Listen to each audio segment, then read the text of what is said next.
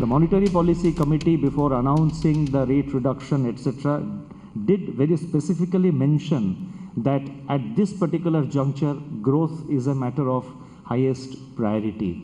And I think this is something which the financial sector representatives, the banks and the leaders from the business community and everyone who is involved in policy making and all regulators are concerned with. Growth today is a matter of highest priority. Good evening. You just heard that gentleman speak. He is Shaktikanta Das, the current governor of the Reserve Bank of India, and he needs no introduction. Now take a look at what the former RBI Governor Raghuram Rajan had to say. He said, and I quote, "The economic slowdown is very worrisome. Government needs to fix the problems in the non-bank financial sectors. We need a new set of reforms to energize the private sector to invest." You cannot have bigger voices express their concern on the economy. The message is clear. The slowdown is real. The government too has taken note and is at work, as we discussed, to revive the economy. Joining me tonight are experts who will together write a prescription for our ailing economy. Let's quickly go across to them. Joining me tonight are Professor Aman Agarwal. He is the director of the Indian Institute of Finance. Mohan Guruswamy, senior economist and chairman at the Center for Policy Alternatives in New Delhi. Anila Singh also joins me. She's a spokesperson with the BJP. Also on the panel is Sunil Alag. He's a founder with SKA Advisors. We'll go across first to Mohan Guruswamy. Mohan Guruswamy, we've seen two RBI governors, one ex-RBI governor, one current RBI governor, both speak out. Both are saying that growth is a concern. The ex-RBI governor, Raghuram Rajan, also said that we need something drastic to ensure that investment revives once again. Would you say that is the biggest problem facing the economy tonight? Absolutely. The only problem, the biggest problem is investment. There is no investment taking place. And after having said that, I will say this, that in a country like ours, in an economy like ours, investment is led by the state. State-led investment has slowed down to a dribble, to a trickle. And you need to get that going again. The government has to find the money, has to think of creative ways of making funds available. I've been talking of a national investment fund administered by independent people, where the government will get, take foreign debt and, also run down some of the reserves we've got and create a fund of, maybe $50 billion to start investing in critical parts of the economy to jumpstart the economy again. But we need something out of the box now. This little tax rate of, 10% and 10 points and 20 points is not going to help now. The mood has to be revived with something big. Corporate profits are very low. They've been lowest in 19 months. It's down to 2.7%. And you're not going to have money in corporate. And besides, the mood is not there. You've got to be in a good mood to invest. Right, let's go to Sunil Alag here. Sunil Alag, you've been with the corporate sector. Would you agree that the corporate sector right now is in no mood to invest and you need some out-of-the-box thinking? Yeah, I would agree with Mohan in saying that, look, the perception is that nobody is going to invest, and I've said that earlier, and I'm going to repeat myself in saying that, look, the whole budget and the way the government has looked at it is that they've become industry-driven. For me, consumption-driven is what is the most important thing. Unless people don't spend, that's the oil in the machine that comes in. And where is then then the demand goes up, then the investment comes in, then jobs are created and everybody gets going. The virtuous cycle starts like that. So far, they've put no money in the hands of the consumer. So the middle income group is not spending, the rural income group is not spending. How will industry ever invest? If you keep on giving money only to banks and you keep on trying to do industry driven, they are not going to come out on their own. the mood will change when people start spending. This is worldwide. I mean, it's known. And I've also said today, look, when the governor was talking today, let's not take his thing out of context. At least Shaktikanta Das was quite clear that, look, the economy has slowed down. But then the rest of his speech was that if you carry on this gloom and doom policy and everybody thinks we are going to get into depression, then we are going to get into a recession.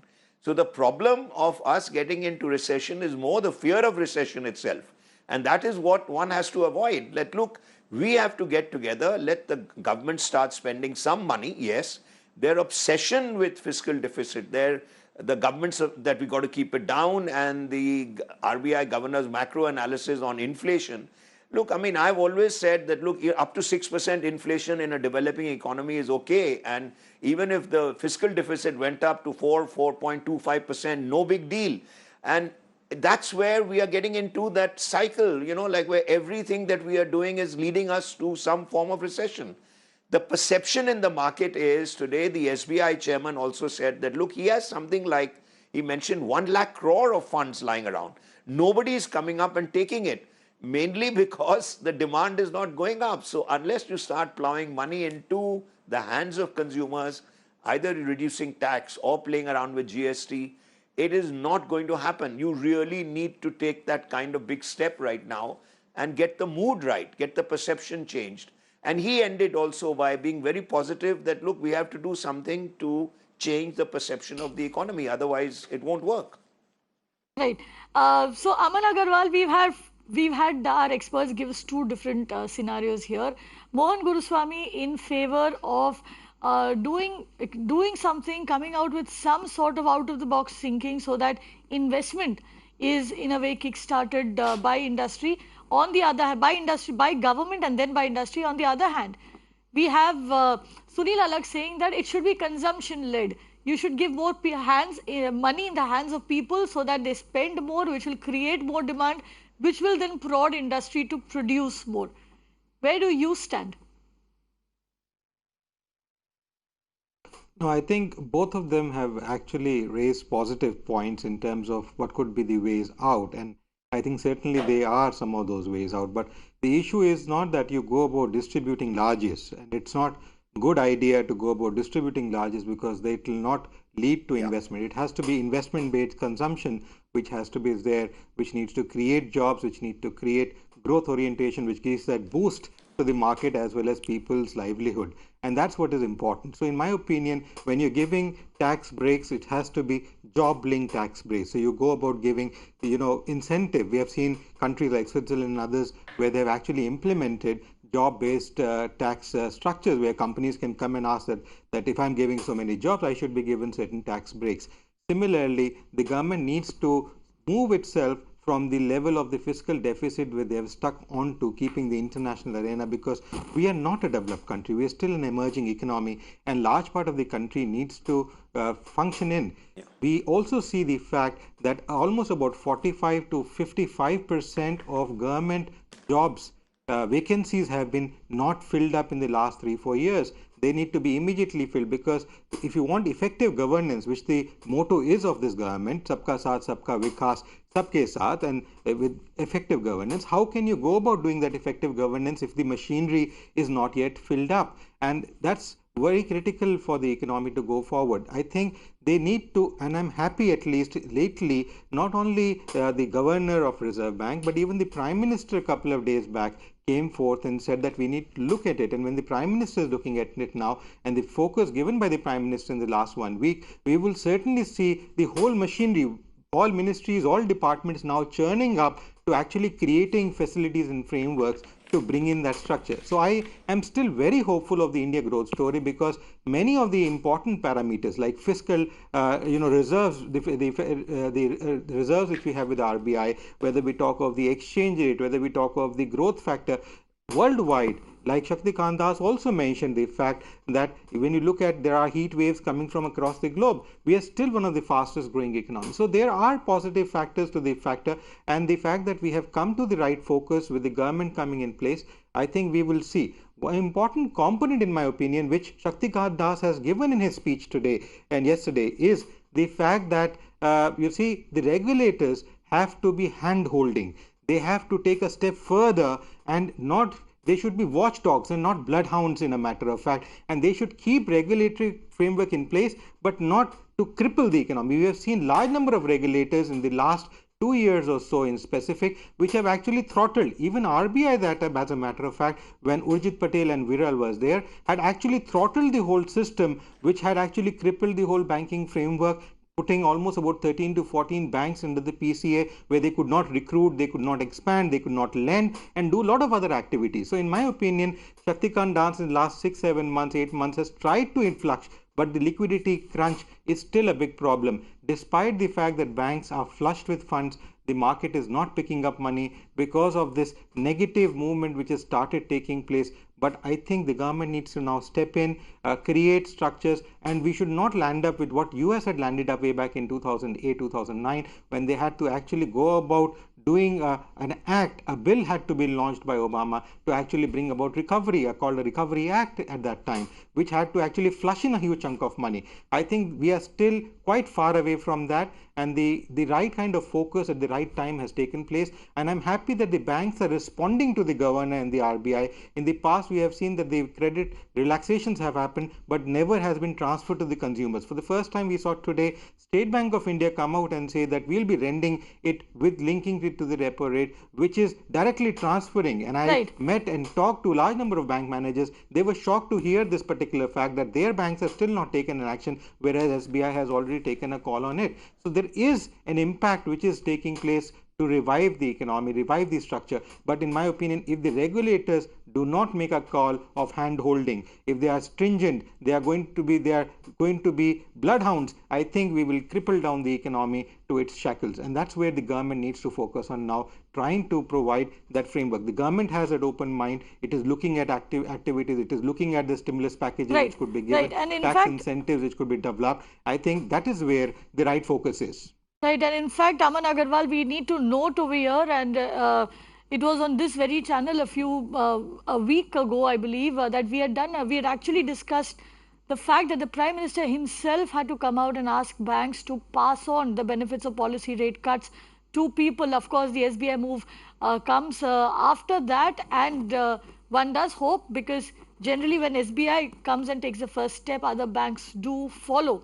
Let's go across to Anila Singh here. Anila Singh, we know that the government is working to, revive the economy. Could you give us a sense of where the focus would be in as part of this revival?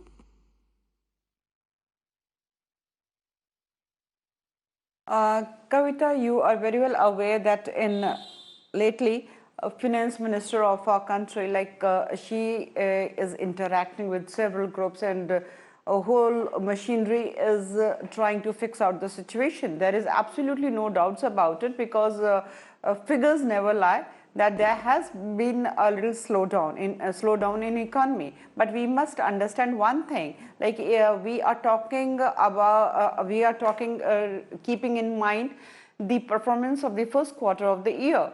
This has been an election year, and we very well know when there is an election year, several machineries, they get involved, and there are several reasons which crop up for the slowdown as well. And if it divide our economy into macro and micro, macro economy or the micro economy, and both the sectors have got their own problems. But again, I was listening to two experienced, rather I'll say all the three experienced people talking about the economy from their own capacity, and I think all the three are absolutely correct. And government of India knows very well and understands very well that where the problem lies, and in the leadership of finance minister, we are working on it, and very soon, whether it is about the banks, and lately we know that what type of legacy this government had inherited. If we talk about the banks, many of the banks, they had given loans to the people considering name rather than understanding the credit or the cash flow. So there had been many mistakes in the past earlier, and with that several steps had been taken by the present government to mend the corruption in the economy of our country. So getting together, and plus the election year. So we are seeing the economic scenario of the world as well. So the things had been slow, but the government is working on it, and very soon several steps will be taken so that the normalcy in the economic world of our country comes. Right, Anila Singh, I don't know if blaming elections is, fair, because generally what happens in election season is that money comes into the economy rather than goes out of it. Before the elections, of course, money is sucked out, but during elections, money is spent. So that should ideally benefit and not hamper the economy over here. But let's go across to Mohan Guruswamy. Mohan Guruswamy, you'd given us a number of solutions, and of course, I wanted to bring to your notice what Bibek Devroy had to say today. He has been quoted in a leading newspaper as saying that he would widen the deficit for capex, for capital expenses, but he would control revenue expenses. This is something very similar to what you've been saying, that the government should be spending more money, should be investing more money. Mohan Guruswamy, how will that help to revive the economy? Obviously, great minds think alike. I'm just kidding. But that is your only solution. How do you get out of this bind? You will get consumption after this investment. You can't have consumption and then investment. It's the other way around. So you got to put your money there on the ground, let people get to work, let people place orders for equipment, for raw material, for cement, for steel, whatever, and then let the economy start moving. And so unless you do that investment, you're not going to get anything moving. And investment has ground to a halt. It's been grinding to a halt from 2012. It's been downward trend. And you can't keep blaming the previous regime forever and ever. It reminds me of the 3 letters Stalin is supposed to have left behind for Khrushchev. He said, in the first crisis, blame it on the predecessor. Second crisis, blame it on the predecessor. Third crisis, write 3 letters. So I think, 2 letters are over now. So I think you've got to get up and act, or write your 3rd letter, or write 3 more letters. So, so don't blame it on the predecessor anymore. You had 6 years to act on NPAs. You didn't do a thing. You had 6 years to recapitalize the banks. You didn't do a thing. You had 6 years to cut down public wasteful expenditure. You didn't do a thing. You had 6 years to disinvest large parts of the wasteful PSUs. You didn't do it. Air India is still bleeding you. It bled 40,000 crores while this government has been in office.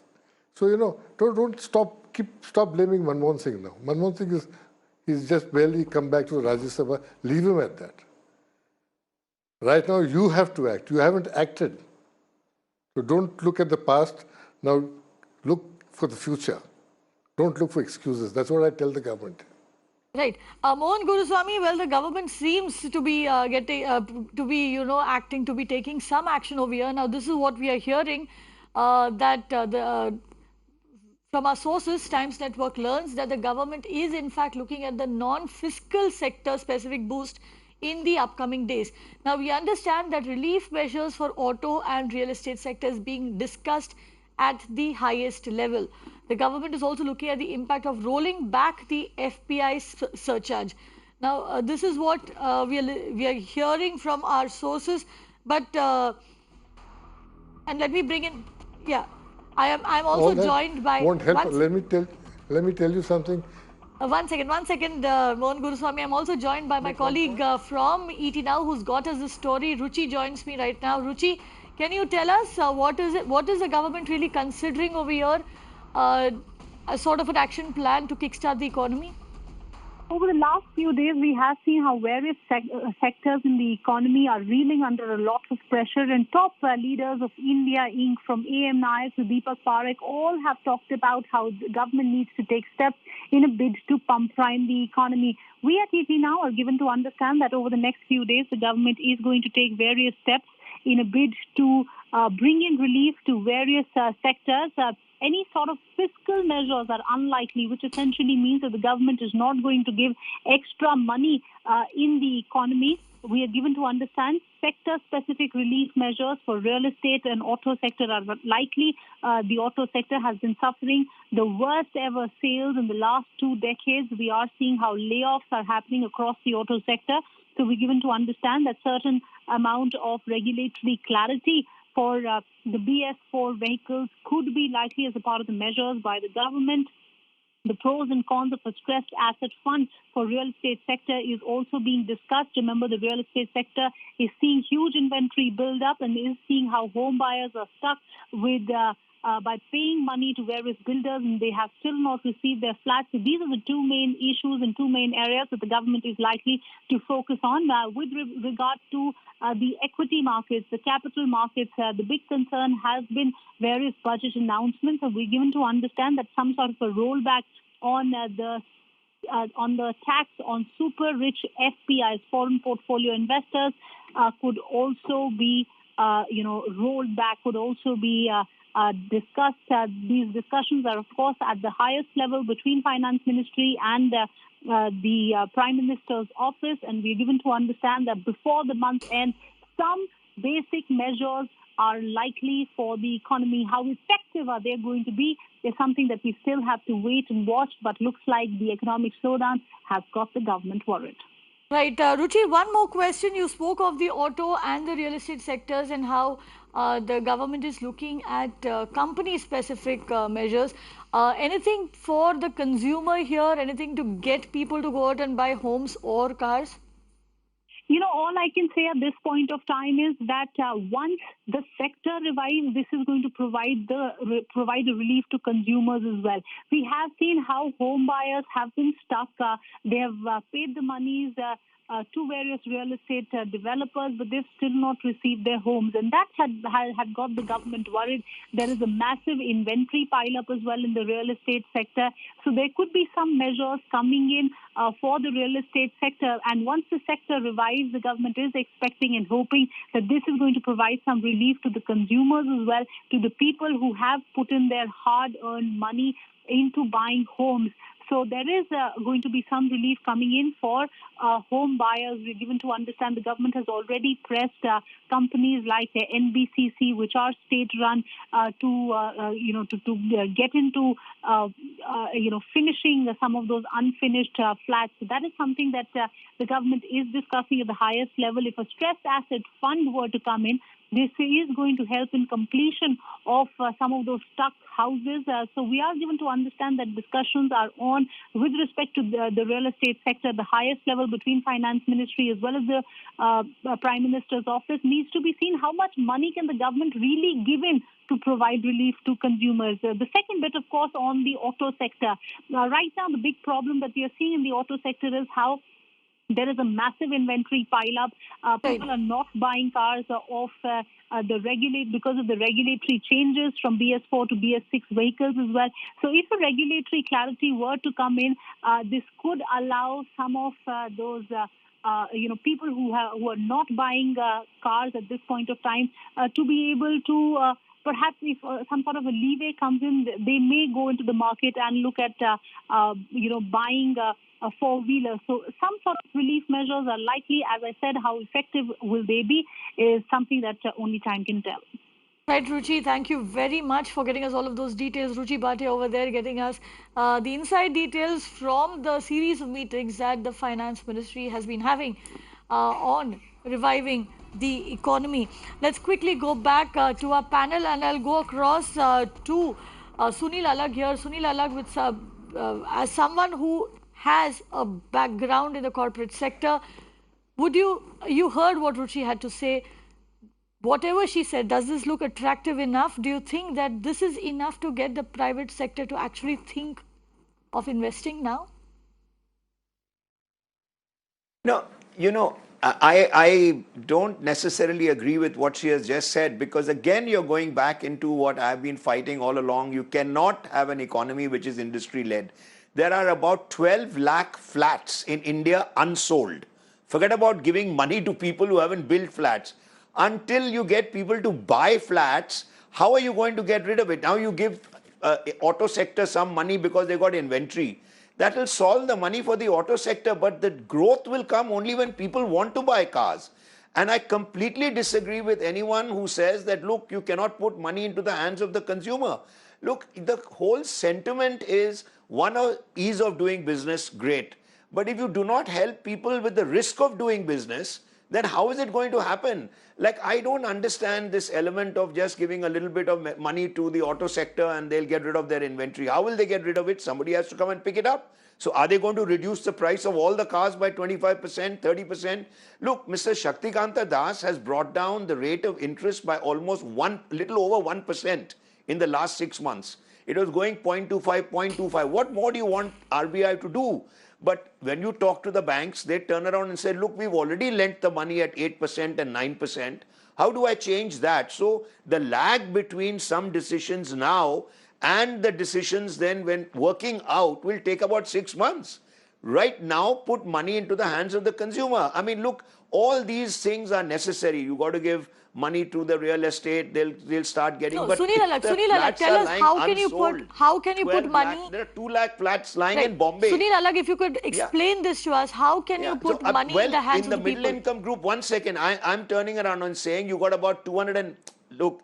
Biscuits and everything else, if you hear what they have to say, if a guy in biscuits, the volume has dropped growth has come down to 5%, when a person is not spending money to buy a 4 rupee packet, what is going to happen? Rural economy, urban economy, everybody reduce the tax for the middle income group. Somebody said in February we brought the tax down, but you took the petrol price up by 1.5 rupees this time. When you take away the money from the middle income group, they're going to stop spending. Look, the whole perception is I will rather keep the money and spend later. How do you change that perception? How do you market to the people that, look, come out and spend? That itself becomes important. Otherwise, all these steps will still keep you going round and round because the demand is not there. The flats will remain unsold. You're helping car companies with their inventories and giving them a little extra money. Banks have got money now. Nobody's investing in India. The Indians are not investing. That is the most important thing. The whole environment has to change. As Shaktikanta Das said in the end, look, the perception is going to become as important as reality. So that's what I keep saying again and again. All these little steps will only help industry. You got to help the consumer. You take America 2007 or something when they had it. Obama gave money to the banks, yes, but the consumer got it as well. They never reduced their expenditure. They never stopped spending. That's why everybody was able to get out. Today you're giving money to everybody else except the customer, then it's a little sad as far as I'm concerned. Right. What do you have to say, Aman Agarwal? You see, first of all, it is not a question of a sector-specific problem. It is actually happening across the board. And to a great extent, I would say, like quoting 2 or 3 regulators in specific, like the NGT has actually completely disturbed the automobile sector. The diesel, any car which you make, which is going to have a lifespan of about 10 years, who is going to be ending up buying? Yeah. That's why a large number of companies have stopped producing diesel engines in this country. Even a country like United States doesn't have such draconian laws of disowning a car in about 10 to 15 years. You need to check the car if it is polluting or not. And those vehicles which are actually polluting, like the trucks and the tractors and all, are not stopped at all. Now, so you're not actually helping pollution. Instead, you should have asked the industry to come out with new engineerative structures which could be added on to the engines to reduce the pollution instead of restricting such a thing. You see, as a professor, I know most professors in this country end up buying a car at the age of 50, 55. Savings from their savings at large, and it is for lifetime asset.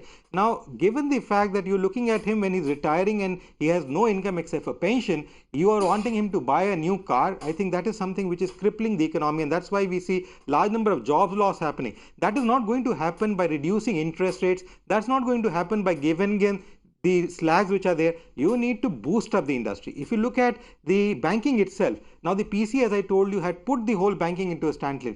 Motivate the banks now to set up branches instead of just going automated and making AI and structures. You should open up banks to go about opening up branches, employing people, educating them in structures. Third component which is critical, if I say education, which is a very important sector, is one regulator has shut down reduced about 10 lakh seats from 40 lakhs to 30 lakhs in the last 10 years on one pretext or the other in the name of maintaining quality. Today we see even government schools and colleges, they are saying, the government and the various government agencies who are sponsoring some of these schools and educational institutions are saying, we don't have money to actually go about sponsoring them and giving them revenue structure. What are we doing? If people are not going to be educated, how are they going to go forward and go about creating and making more productivity there? Each of these institutions which are getting shut down means a lakhs and lakhs of people getting out of job, lot of ancillary industries going out of job. That's where I say a regulator has go about hand holding, help, support. You can't be a regulator like the way it used to be in 50s, 60s and 70s, and especially not in times when the whole world is seeing recessionary trends. What can our reserves and other things do if the regulators act against what the government is wanting to do? One side they say we want education, we want people to prosper, we want people to go about spending, but on the other side the regulators cripple them, the tax authorities squeeze them. How are they going to function in tandem? You see, you need to give that leeway. Like when 15th August takes place, we fly a kite. A kite cannot be flown by only stretching the string. You have to loosen the string at times, give it relaxation. NPA was critical, but just clinging on to NPAs and squeezing the whole industry is not important. So essentially, both of you are largely in favor of putting some money in the hands of the consumers and also enabling industry. Mohan Guruswamy, you have sent us recommendations which would look to reward taxpayers. Would you care to elaborate on them? Same thing.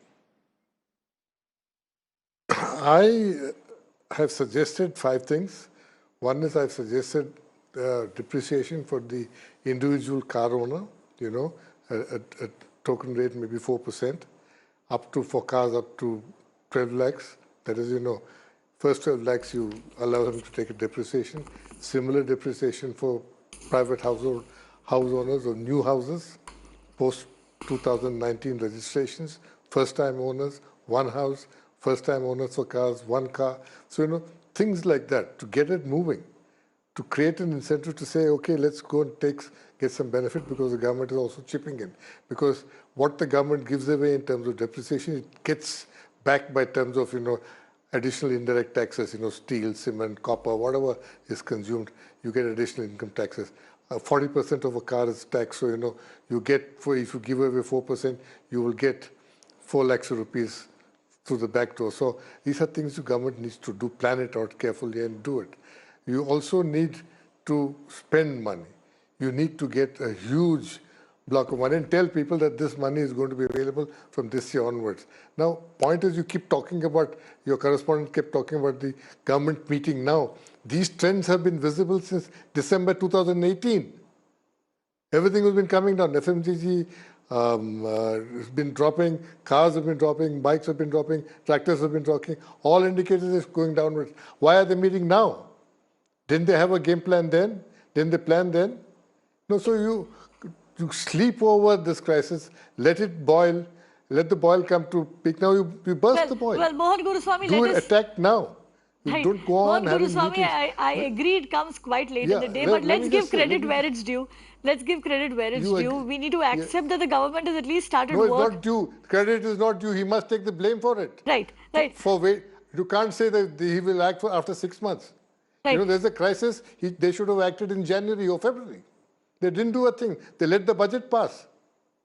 And now they're waking up. So let them act fast now. Already 8 weeks have been going since this crisis has been flagged. And they're still meeting. Anila Singh, would you want to come in over there? It's time to end meetings, it's time to act. Anila Put Singh, proposals on the ground. Anila Singh, let me bring in the BJP spokesperson. Would you like to come in over there? Mohan Guruswamy clearly saying that you seem to have missed the bus and you need to act fast now. No, we have not missed the bus, first of all. And with all due respect to Mr. M. Guruswamy, I just want to say here, sir, when we talk about the economy, though you are a very senior economist, we can't put it in time frame isolation. And I am not chest thumping when I say that when we took over in 2014, the inflation was around 7.5 something. And in today's date, inflation is below 3%. So we are not denying this fact. We are not indifferent to the situation, the economic situation which our country is seeing in today's date, and the government is seriously working on it. And I was listening to Mr. Alag as well, like he was saying that a step should be taken, that the consumer should have money in their hands so that they can spend, and it should not be the industry oriented help from the government side. But at the same time, we need to understand that yes, there are certain core areas where immediate attention of the government is required, say like we are discussing about the automobile or real estate business or the exports, whatever. So definitely the government is going to take care, whether it is about the NBFCs, so where the money has to be injected, whether it is how much money has to be given to the industrial sector or to the or to make consumer more spending happy. So there the steps are going to be taken by the government, as your correspondent also told. As an official spokesperson of the party, I cannot right now claim and declare that these are the steps which government is going to take to improve the or to give the helping hand to improve the economy of our country. But definitely government is on it. So we need to understand this thing also, that if you talk about the consumers, in which area consumers are not spending, or is it automobile or white goods? So we need to understand, is it the bank related or is it the salary related? Anila Singh, I'll tell you where consumers are not spending. Anila Singh, I'll tell you where consumers are not spending. They're not buying 5 rupee biscuit packets. That is where consumers are not spending. That is how dire the situation is. I saw Aman Agarwal wanted to come in. You're talking about the FMCG. Exactly. They are not buying innerwear. They are not buying biscuit packets. So, Kavita, this is what. Kavita, this is what I am saying, that one of your panelists was saying that money should not be there to help the industrialists. Like if redundancy is there, if people are losing their job, so the government has to see this thing also, that like people, they should have their job so that they can spend as well. So everything is correlated. We can't see a situation in isolation. Right. Anila Singh, all my panelists seem to disagree with you. I'll go to them I'll go around to them one more time. And gentlemen, while I also come to you, I want you to also think of one other big problem that we are probably not giving enough credence to. And the fact is that at least 15 of our states are either flooded or have just come out, and they have faced massive destruction, massive devastation because of the floods. Now, some of these states also had suffered from drought, which means the rural economy that we speak of, the urban economy that we speak of, has also taken another big hit, even as the government accepts that there is a slowdown. How is that also going to impact the revival that we are trying to script? Aman Agarwal.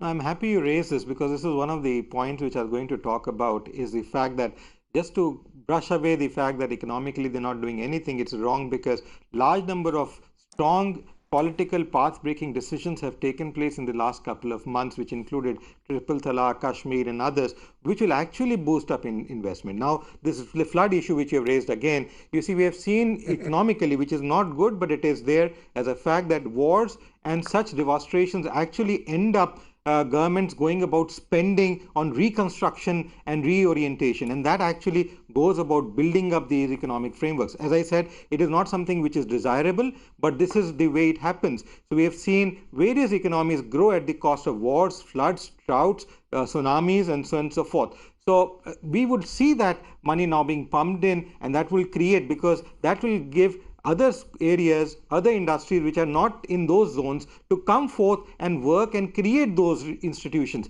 And that will be both publicly funded and privately funded, which will go in jointly. Now, this is where we will see growth in investment. But the important component, as I pointed out earlier, also is that the government needs to bring in the youth and bring in jobs and rozgar, as a matter of fact, whether it is through the PPP mode, whether it's through other, but not distribute largesse as we saw in some previous governments which have been done by just giving away money under different schemes, which is actually non-productive in nature. So you are supposed to have an investment oriented growth, and I hope this government will keep that in mind. Just giving a break to an industry is not important. What is important, in my opinion, is to create that appropriate framework for them to go about selling. If you want to do that, like the liquidity is a big crunch, the banks are not able to give away liquidity, so at least relax the norms when it comes to NPAs for a short period of time. Don't make it so rigid and redundant that the companies and organizations, whether MSMEs or large, cannot surface up because they have liquidity crunch which they are not able to get from the markets, because of whether the consumer goods are not selling or because banks are not giving or any other means. So at least the Reserve Bank of India and others can actually take a stand that let us give them that leeway, let us postpone the payments which are supposed to take place and not them declare them as NPAs, not declare them as bankrupt or other problems. Give them that the relaxation for at least a small period. Now that is something which will actually ease them off and let them keep growing and wanting to grow forward, apart from some of the other measures which have been already indicated. An important component, in my opinion, is the government has to work with people. It is government and people and not government versus people or government versus companies. And that scenario, in my opinion, with Shaktikant Das's speech today has come out very strongly, that we have to change that perception. We have to bring in that positivity into our structure. And just looking at negativity, talking of negativity, it's important to highlight the critical issues, but not make them the run of the mill. Right. Sunil Alag, I saw that you wanted to come in. No, I just want to tell Anila, saying that, look, it's not a question of saying that it should only be consumption driven or only industry driven. Mohan Guruswamy has come up and said, incentivize. I don't care how you put money into the hands of the consumer, one way or the other. So unless you do that, nothing is going to happen. And as far as Shaktikanta Das is concerned, he's actually reduced 1% in 6 months. Nobody's ever done that before. So if you look, it's like creating a ceiling in Bombay, and the moment you get off the ceiling, you're again in a jam in Haji Ali. So that's the whole situation, that unless you take a comprehensive view, you got the consumers to spend, then you put money in the hands of the industry, then everything moves. But just putting money in the hands of the industry without giving it to the consumer, it will never function. That's all the point that I was trying to make, Anila. And I'm not blaming the BJP or the Congress or anybody. I don't want to make a political statement on this. It's understanding it, and I think Shaktikanta Das has understood it. The government is beginning to understand it, and we all hope for the best. Certainly, we do hope for the best. Any last words, Mohan Guruswamy? Well, I hope for the best. I'll keep my fingers crossed. Touch wood. Let them do something. Let me see what happens. Well, we certainly hope for the best, and we are sure that the government has no dearth of people to advise on its policy and what it should be doing to revive the economy. A lot of those would be very similar to the solutions put forward by our panel as well, all of them experts in their own right. But the key takeaway, as far as I'm concerned, is what our panelists very, very eloquently put forth. One, the government needs to start spending. Two, it needs to ensure that there is more money in people's hands. How can it do that? There are currently about 6.83 lakh vacancies in the public sector.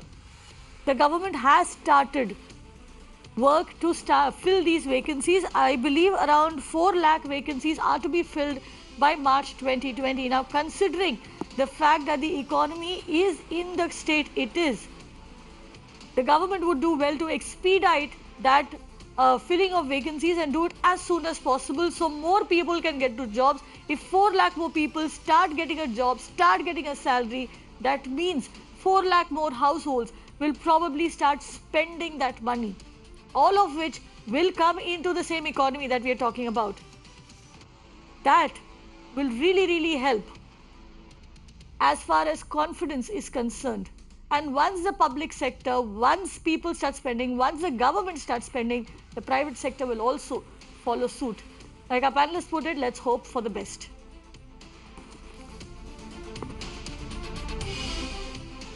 But stay with us. Up next is another very big issue that we should be worried about. We spoke about it a bit in the last discussion. 15 states are flooded across India. Nearly 500 people have lost their lives due to floods and rain-related incidents. First, Assam, Bihar, Odisha, Sikkim, Tripura and Meghalaya reported unprecedented floods that resulted in loss of life and property. Then, Maharashtra, Gujarat, Karnataka and Kerala were left inundated. Several districts crumbled to the floods. Now, 4 states in the north of India are fighting flood fury. Over 22 people were killed and 9 others were injured in rain-related incidents in Himachal Pradesh as on today. 3 people killed in Punjab. Parts of Haryana flooded. In Delhi, Chief Minister Arvind Kejriwal has held a meeting with government officials today as the Yamuna River's water level nears the danger mark. A cloudburst has killed 17 people in the Uttarkashi district of Uttarakhand. We can keep naming states and districts to you. With flooding across 15 states this monsoon, it is very, very clear that something is seriously wrong. That India is probably unprepared for climate change and the wrath of nature. Tonight I ask, as governments blame unprecedented rains for the flooding, is this a result of nature's fury or is it a man-made disaster? Joining us is Himanshu Thakkar, Coordinator for the South Asia Network on Dams, Rivers and People, GP Sharma, President Meteorology and Climate Change at SkyMet Weather Services, and Anila Singh will also be joining us in a bit. I'll begin, of course, by going to GP Sharma. Now, GP Sharma, we've been told by government after successive government that these rains were unprecedented.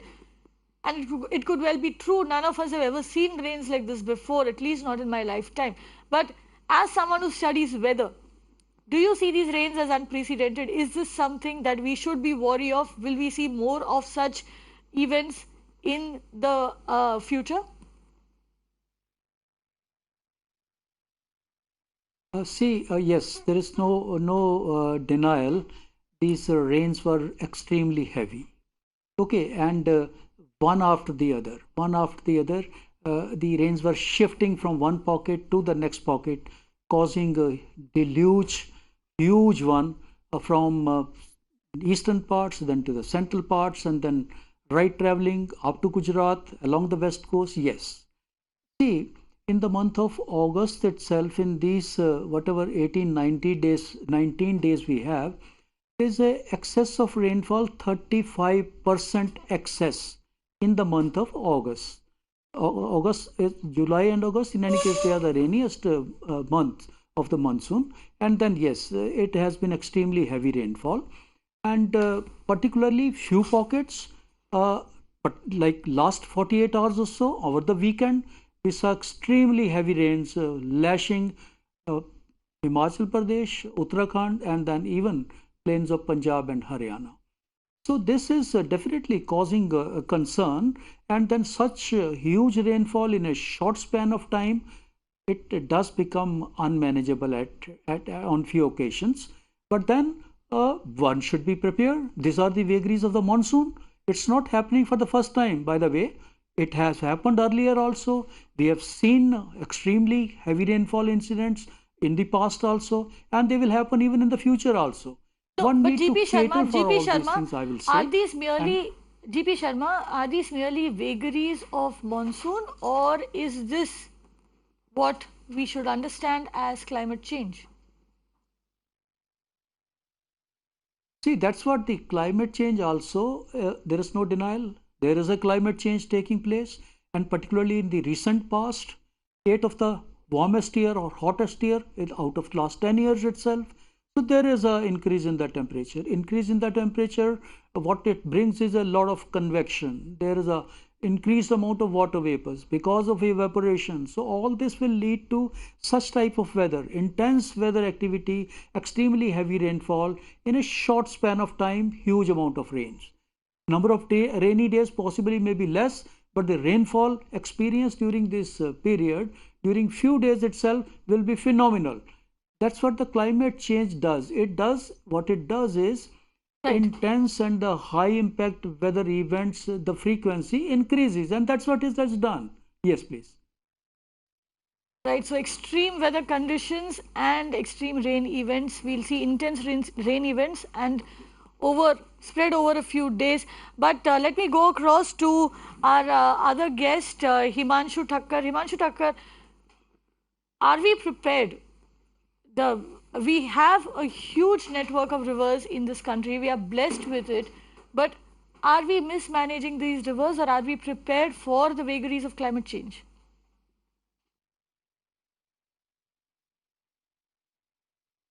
See, I think we should take climate change as given, and what our friend from SkyMet has said, it's true that the kind of rainfall pattern that we were used to is no longer going to happen. The rainfall pattern is changing. We have to take it as given. I mean, we can choose to push all our mismanagement under the carpet of climate change and go ahead, but that will not help. The point is that we are mismanaging our water resources. The first point in that is that we need to understand to use the rain. We have still not understood, how to use the rain. 75% of the water that India uses comes from rain in the southwest monsoon alone. Now that rain, that's one problem, major problem. And rain basically is a decentralized source. So we need to learn to harvest rain where it falls, put it into the most benign of the resource, storage option we have, both in terms of the groundwater storage and the soil moisture, and in terms of the local water systems and wetlands. Because we are destroying all that, the forest, the wetlands, the local water system, the soil's capacity to hold moisture, and groundwater recharging systems, because of that, the rain that is falling quickly ends up in the rivers and reservoirs. The second thing is that the way we are managing our dams and reservoirs, which is an invitation to disaster and trouble, because we are not following basic rules and rule curve for every dam. We are filling up the dam as soon as there is water, and the dam operators all love TINA factor. TINA is there is no alternative. So they fill up the dam and then say, now there is TINA, we don't have any alternative. We had no other option but to release the water. The point is that the dam is not supposed to be full before the end of the monsoon. If you do that, then you are inviting trouble. That's exactly what happened, for example, in the Krishna Basin in Maharashtra and in Karnataka. It happened the same thing in Kerala in last year. It happened the same thing in so many instances I can narrate you. So Himanshu Thakkar, explain this. I can narrate you. Sorry, explain this to me. But we are not, just one sentence, Right. We are not learning anything from that. Right. What I wanted to ask you is this. Like Mr. Sharma just pointed out to us. One of the things we need to do is that. Sorry.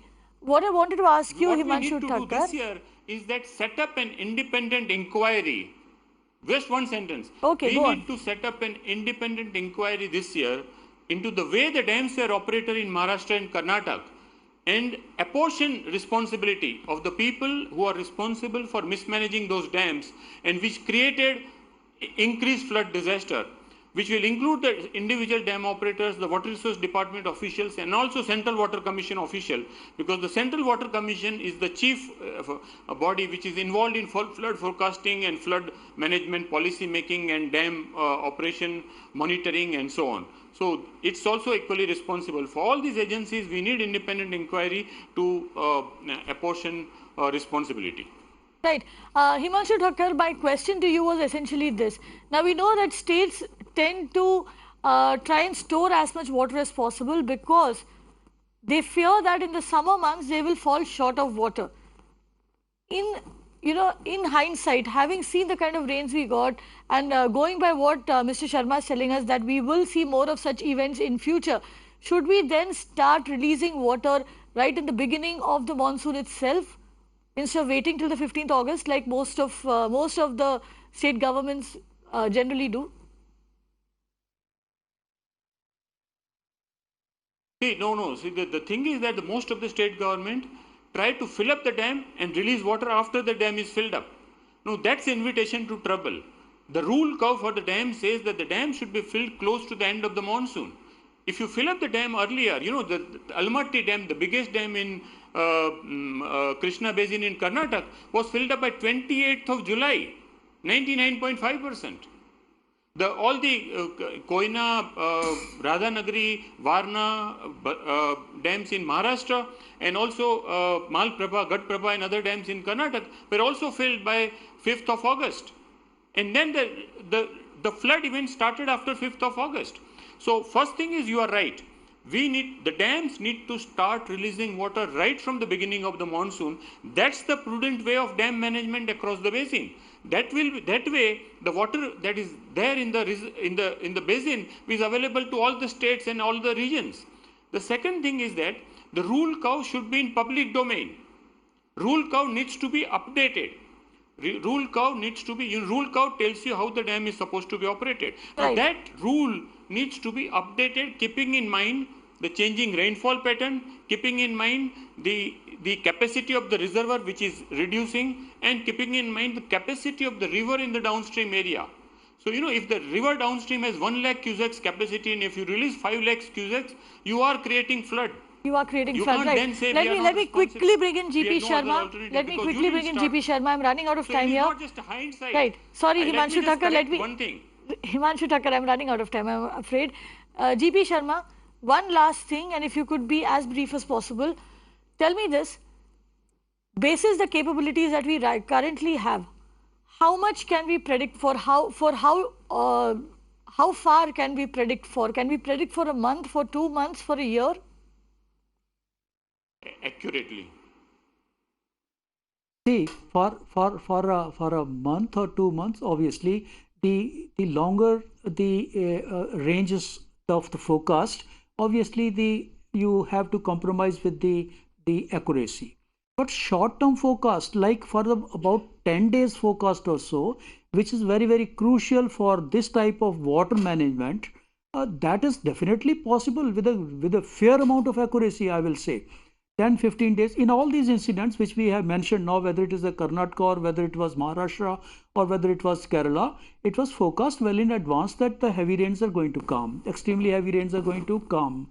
There is a need to have a coordination, and we need to have a dialogue between the various agencies which should be held responsible for this, be it the state government, central government, water commission, the forecasting agency. All these have to put in their heads together, and we got to believe in each other.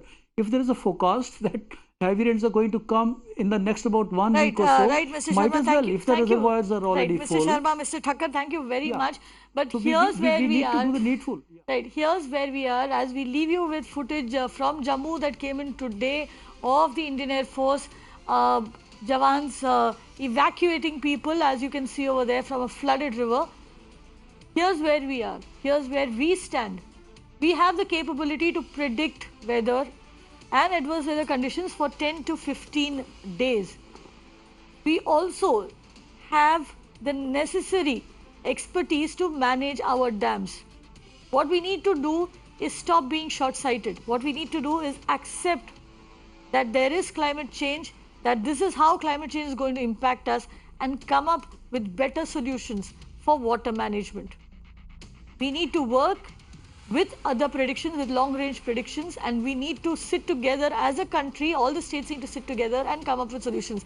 That's the only way that we can fight the devastation that flood can cause. Because one thing is very, very clear. The floods that we saw this year, they're not just climate change. Those floods were man-made. Thank you for watching.